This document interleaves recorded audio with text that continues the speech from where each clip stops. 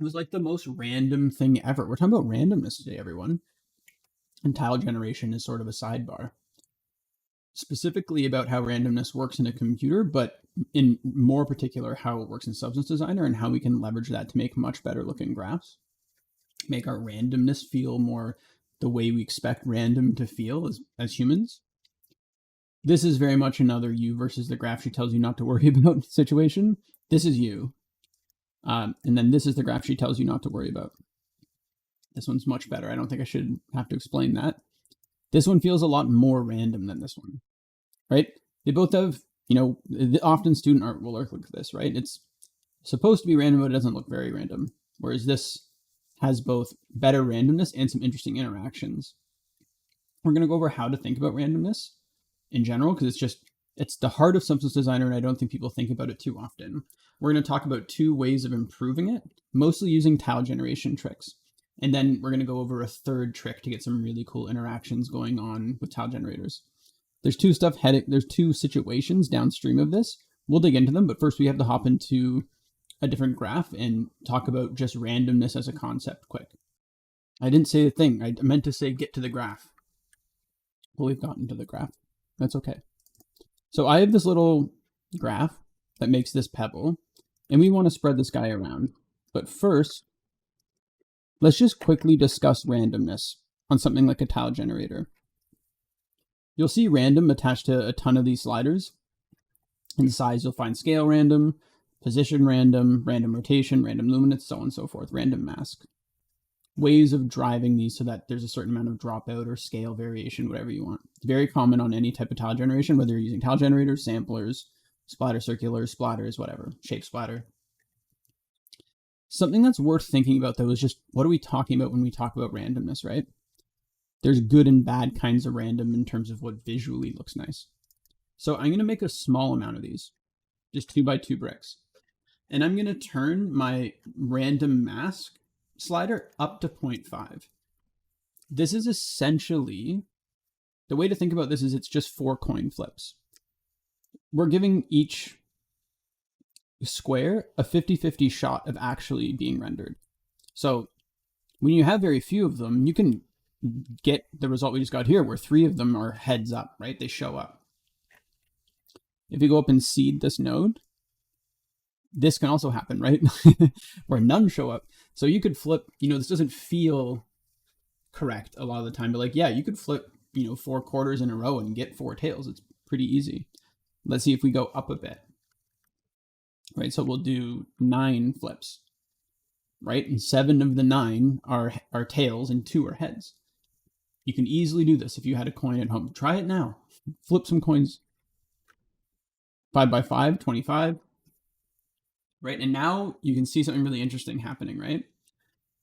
When we have small numbers of total coin flips, these outliers become much more common, where we can have none show up, or all show up, or most. And the more we have, the more it's going to start to get closer to an average, right? The closer we're going to get to just half of these being heads, half of them being tails.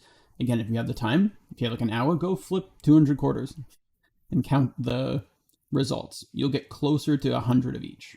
And if you have a day put aside for something, you could flip, 24,000 quarters, and you'll get even closer to half and half. What does this mean for us? Well, it means that all these random sliders work like this, by the way. It's not just the random mask. We turn that back on, we get them all heads. We could turn on random luminance, and it's the same situation. There's a random value being assigned here between 0 and 1 for how bright they're going to be. It looks okay, but in aggregate, this doesn't actually feel that random. Same thing with scale random, any of the randomness. It doesn't feel very random. And that's just because it's just this procedural kind of randomness where a random value between, in this case, 0 and the scale value is getting applied to each square, right? So you can see what I mean really obviously if we give ourselves a bunch. We're going to give ourselves 100 by 100. And look what happens if I go back to random mask and give us that coin flip scenario again. This doesn't feel very good. right? Because really just half of them are gone, and we don't get areas that are very low density and areas that are very high density, right? Like this is a little bit lower, but it's all fairly even. If we look at any 10 by 10 block of this texture, we would expect them to be similar densities. And that, again, that would get even more similar. The bigger the block we're looking at, the more we have of them. Both of those things would increase the evenness of the density.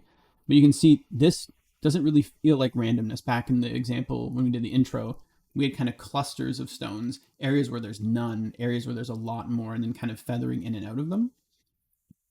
So that's what we're really interested in. How do we think about this, or how do we go about doing it?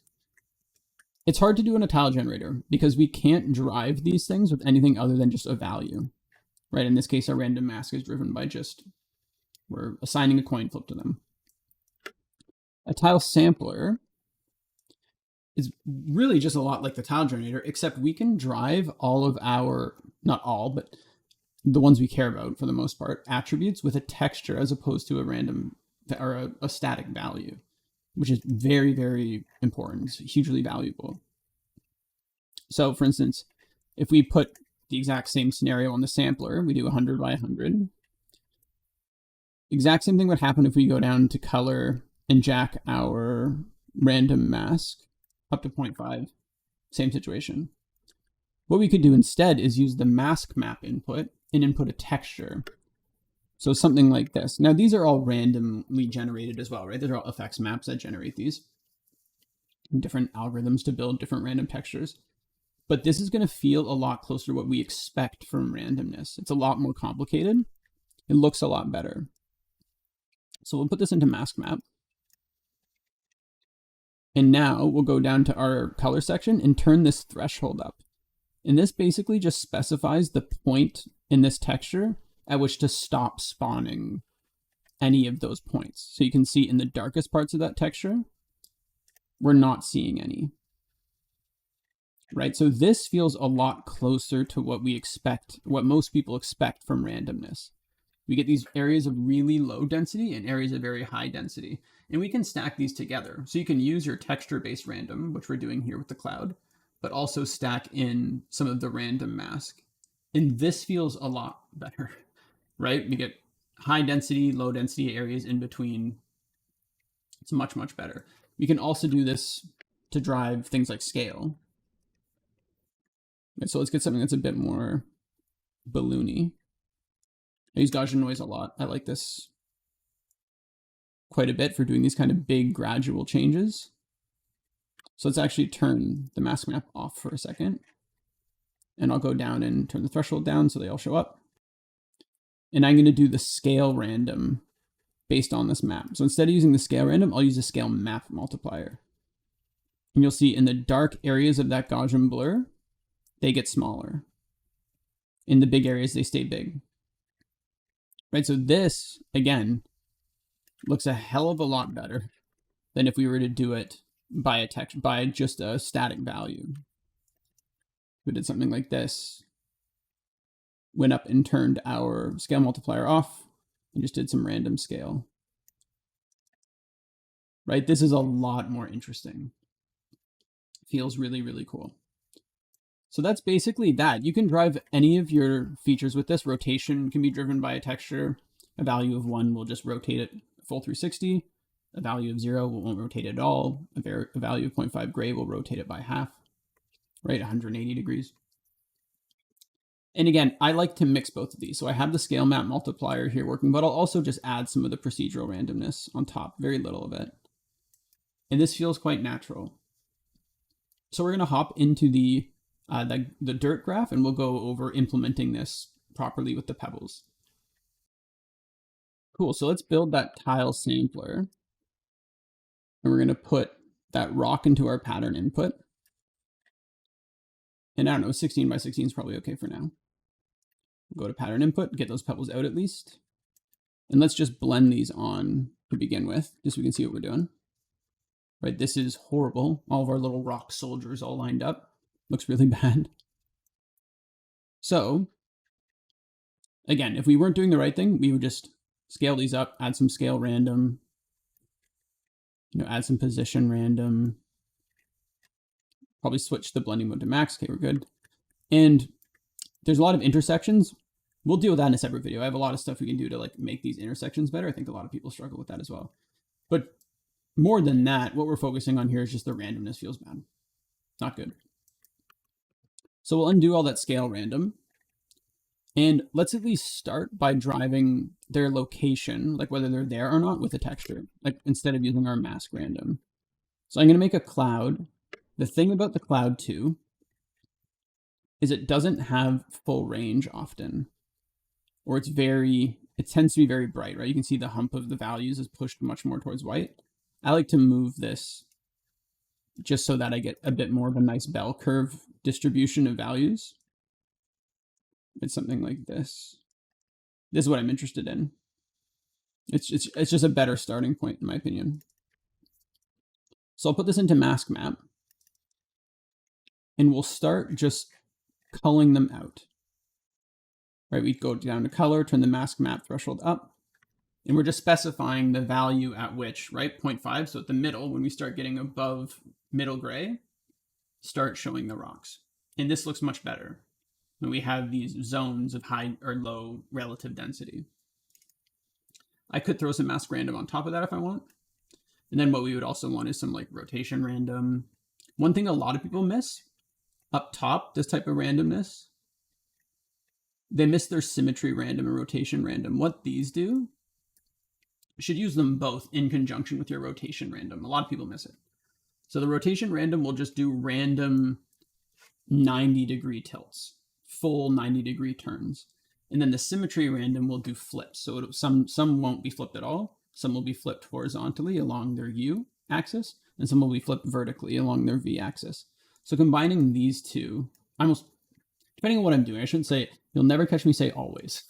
But a lot of the time I have these both just set to 1 because it gives us some inherently extra random because some of those rocks are flipped in either axis some of the time. And I'll add some scale random. Maybe scale them down a bit. We probably don't need them to be quite so big. And we definitely need some position random. So you can see that this is much better. Right, the randomness of this is considerably better. I don't need as many, I don't think, at least not now. Don't worry so much about the intersections. We will definitely solve that in a later video. One thing that'll help a little bit is just having some color random. And maybe I do actually like the look of the full 16 of them. Cool. So yeah, this is much better. And that's really what I want everyone to take away from this. The other thing we could do is have multiple versions of our pebble. So I'll grab a different seed, right? Look for another pebble I like the look of, something like that. And instead of just inputting one pattern, I can go into the sample. You can do this on a generator or a splatter circular as well. I'll put the amount of patterns I want up, and you'll see I get a new input. So I can plug that guy in. And now it's just randomly picking, again, a coin flip between pattern A or pattern B, or pattern 1 or pattern 2. Cool. So this is really sweet. I think it looks great. This is a lot better than what we had before when it's just kind of this awful randomness that we had in the intro video. So what I would like to do here at this point is show you that cool trick for how you can kind of tie these two features together. This is what happened in the intro video. Because what we would like is them to be distributed along this random texture so that the rocks are only in certain parts very high density and in other parts very low density. And what we would like too is that the ones at the middle are larger and then the smaller rocks happen at the edges, right? We kind of feather from small rocks up to big rocks. It's really, really powerful. It looks awesome. It's a really cool trick a lot of people just don't pay attention to. So I'm going to turn the position random down for a second, just so this is more obvious. And what I'm going to do is use the same texture that we used to do the mask random to also drive scale. And so what will happen here when we go up to scale, I'm going to make this window a little bigger. And we turn the scale map multiplier up, you'll see that the smaller rocks occur on the outskirts of our texture, right where it's darker. and the bigger rocks happen in the middle of the high density zones. So you can see we're feathering from like bigger stones out to small stones at the periphery. I think it looks a lot better. It's a lot more interesting. It looks a lot more natural too, because right, you'd see at the side of a river bank like a big rock, and then you'll see medium rocks beside it, and then small rocks, and then smaller pebbles and sand. Like you have this hierarchy of shapes. There is a way to improve doing this. Generally speaking, I don't like to control something like the mask random or the scale random on this value. I just like to set this at 0.5 and then move values around on the texture. You could do either, right? Because moving the mask random up, the mask map threshold, right, and culling even more of them up is sort of the same thing. Not sort of, it is the same thing as moving where the black is on this texture up. I don't like having two levers to control the same thing ever. That's just generally like a heuristic I like to have in Designer or just working in CG in general. I don't want to have, just give me a light switch or one dial to change the thermostat. I don't want to have to go into the basement, change one dial, go up to the attic and change another dial. My students hear me talk about this all the time. Anytime I have two levers, I'm not happy, unless the other option is having three. I always want to have as few things as possible to pull and have everything kind of automatically generate from that. And Designer is very good at doing stuff like that, right? It wants you to do that. So what I like to do is leave that texture alone, or leave the mask random slider rather alone. I just leave this at 0.5.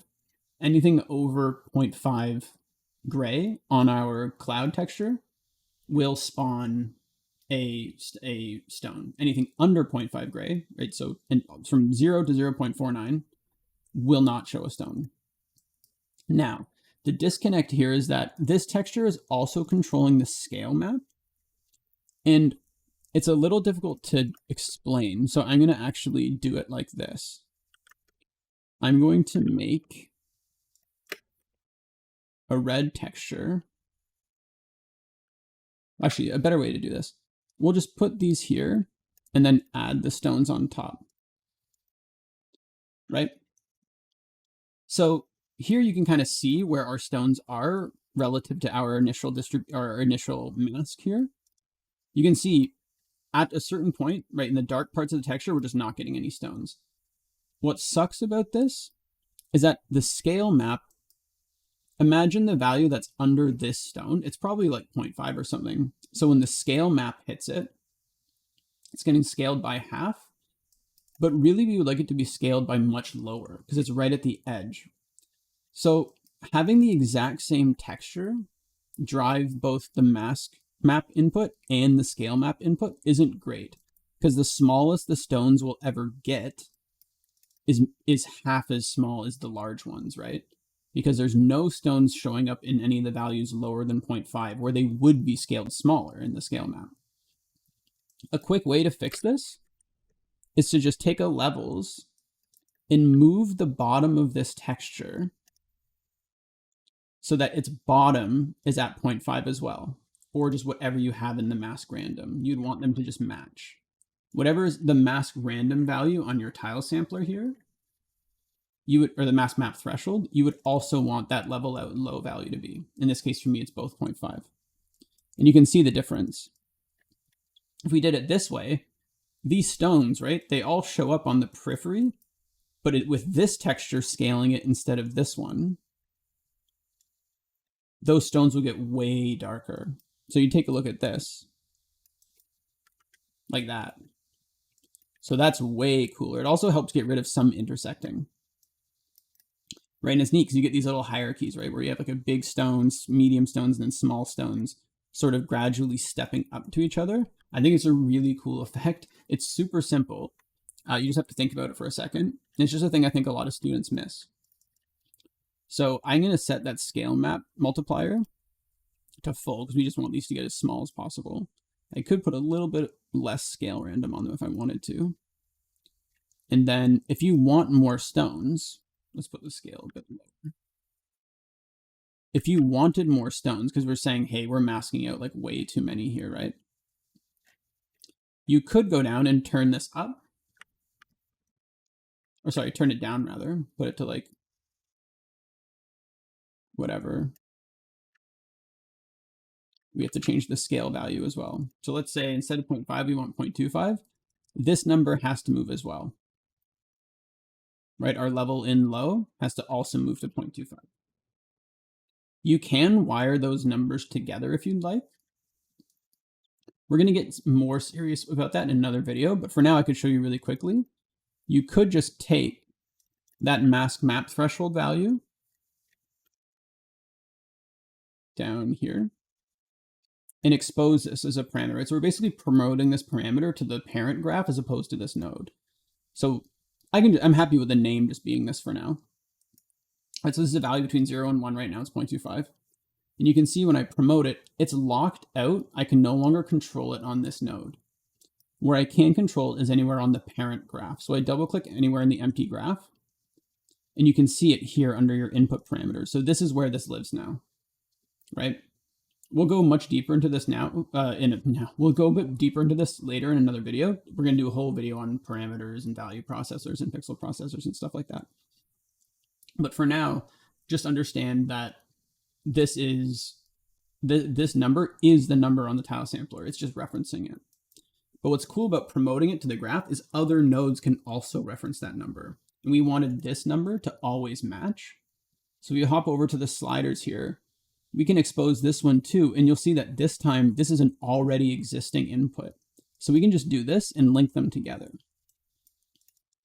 And now when I go to the parent graph and move that slider around, they both come with,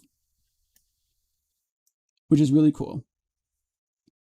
Right, I'm moving this, it's changing the mask random on the tile sampler, but also changing the levels node, which is great. So we can really kind of have a lot of control over both. We don't have to chase our tail, hopping back and forth, adjusting it every time we want to change it.